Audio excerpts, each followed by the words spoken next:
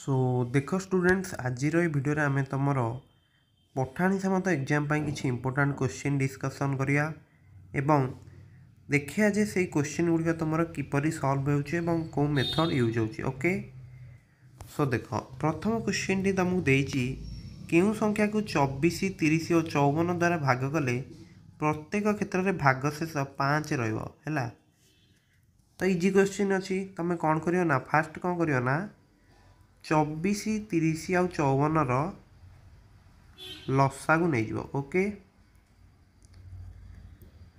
सो लसा को केमती काढ़िया ना 24 30 आउ 54 कौन करिया प्रथमे मु तीनटा जाक 2 रे काटली तो केते आसीयो 12 30 को 2 रे काटले 15 54 को 2 रे काटले होची 27 ओके। नेक्स्ट कौन करिवो आउ तो 2 रे दुईटे संख्या कटुनी तो 3 काटिवो 12 को 3 काटले 4 15 को 3 काटले 5 इटा होची 9। बर्तमान देख 4 5 9 किसी माने कॉमन मल्टीपल अच्छी कि कॉमन साधारण गुणनिक किसी अच्छी कि ना कॉमन फैक्टर किसी ना ताहेले लसा हूँ तुम 2 गुणन 3 गुणन 4 गुणन 5 गुणन 9 ताले एटा केते होची 2 3 की 6 चौको 24 50 120 120 गुणन 9 120 गुणन 9 केते हम 9 को 12 रे गुणले होची 108 तो गोटे शून्य लगेल जेहेतु प्रत्येक क्षेत्र में 5 भागशेष रहुची ताले 5 मिसई दियो आउ ताले केते हम 1085 ए होची आंसर। बुझी पारल तो पूरा क्लियर। सो परीक्षा रे जदि तुम एमती क्वेश्चन आछि आग गुड़िक करदेव कारण इजी क्वेश्चन रोची ओके। नेक्स्ट देख 2 पूर्ण 1/4 तुम केते परसेंट तो देख 2 पूर्ण 1/4 तो यहाँ फास्ट भग्नांश कर दियो 4 दूने 8 1 9 8 प्लस 1/4 तो केते 9/4 तो ये जो 9/4 अच्छी यहाँ को आम तुम परसेंट करिया तो गोटे भग्नांश को परसेंट करियो माने कौन करियो 100 रे गुणीदेव है 100 रे जदि तुम गुणी दौच केते मिलिबो ये 4टा 100 रे कटले केते 25 पुनश्च 9 को 25 रे गुणले केते हबो तमर 9 को 25 रे गुणले होची 225 ओके। ताले एटा तुमर केते ला 225% ताले ऑप्शन बी होची करेक्ट। सो बुझी पारल तो गोटे भग्नांश को तुमर तुम्हें परसेंट केमती करियो ना 100 रे गुणी दबो ताले तुमको तुमर आंसर मिल जिवो ताले ऑप्शन बी होची correct okay. Next question 3 number तुमको देइची जड़े दुकानी 20 टी पदार्थ जेते मूल्य रे किनिले सेथिरु 16 टी पदार्थ को सेतिकी मूल्य रे बिकिले एथिरे तांकर शतकड़ा केते लाभ होला। सो देख पिला माने एई बळी क्वेश्चन ने कोन करियो ना तमरो ए दुटार जब तुम लसा को नहीं जाऊच ताले भल हम जमती कि आम ये 20 आउ 16 लसा को नहीं जा तो 2 रे काटले होची 10 8 पुणी 2 रे काटले होची 5 4 आउ तो कटबनी ताले लसा को तुम केते होची 2 गुणन 2 गुणन 5 गुणन 4 ताले केते होची 2 दुने 4 5 20 चौको 80।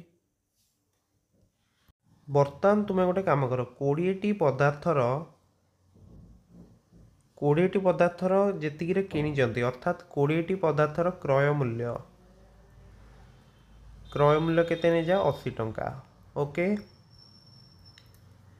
सही बड़ी तुम 16 टी पदार्थर विक्रय मूल्य भी से टंका तो 16 टी पदार्थर विक्रय मूल्य होची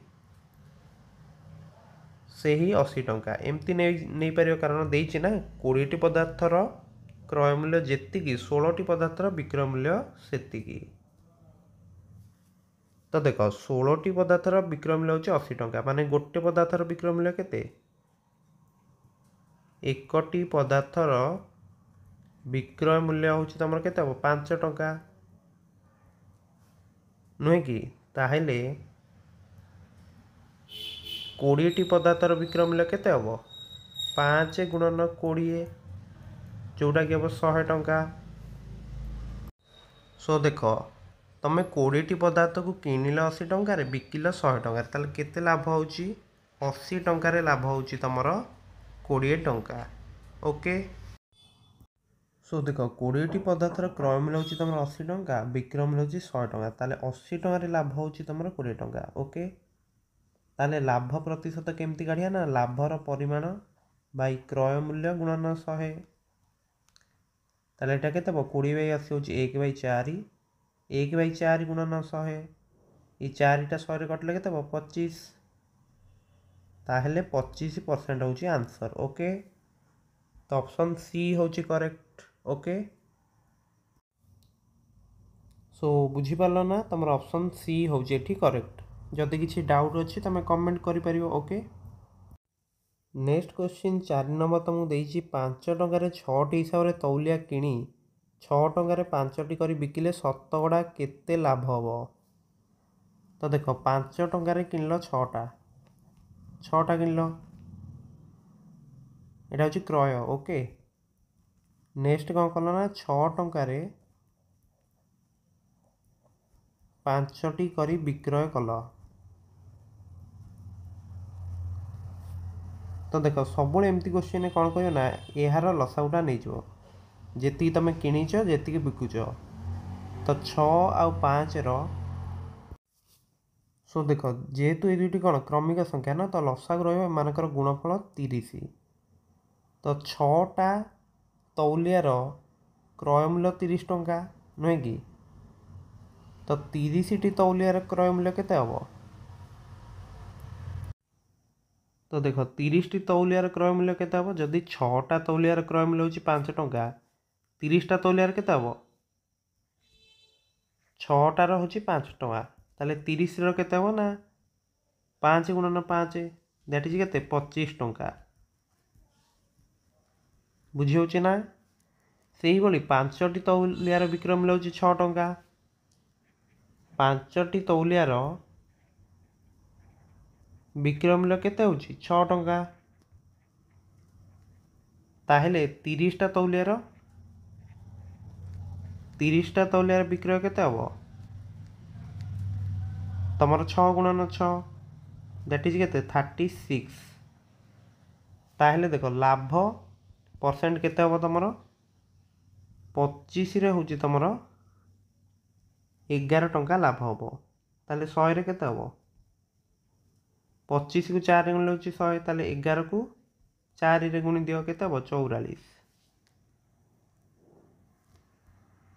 सो एठी तुम जो ऑप्शन गुड़िक देइछे एगुड़ो भूल दिया जाइए, तो आंसर हम 44%। ओके कौ कनसेप्ट यूज कले बुझीपार जोटा देइथिबो तार लसागु नहीं जीवो।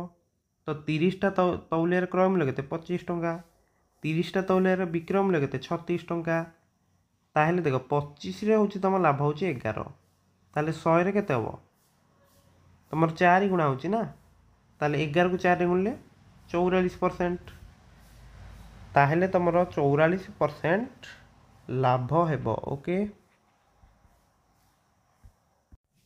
नेक्स्ट देख 5 नंबर तुमको देइछि 10 जन परीक्षक जदि 8 दिन में 2000 खाता मूल्यांकन करिपारंती, तेबे 12 जन परीक्षक केते दिन में 3000 खाता मूल्यांकन करिपारिबे।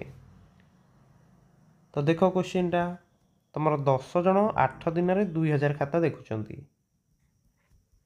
ताहेले 10 जन तुमर 1000 खाता केते दिन देखिबे। एटा अधा हला ना 2000 को 2 रे हरले, तो ये गोटे कम कर 8 को भी 2 रे हरण कर दियो, ताले केते हबो 4 दिन। बर्तमान ये जो 10 जन अछंती, सो देखो ये जो 10 जन तुम अछंती बर्तमान 3000 खाता देखिए ना। सो देखो 1000 खाता देखा लगुच 4 दिन, ताले 3000 खाता देखिए केते दिन लगे 3 गुणा हम ना, तो 4 गुणन 3 केते हबो 12 दिन। बुझीपारछ तो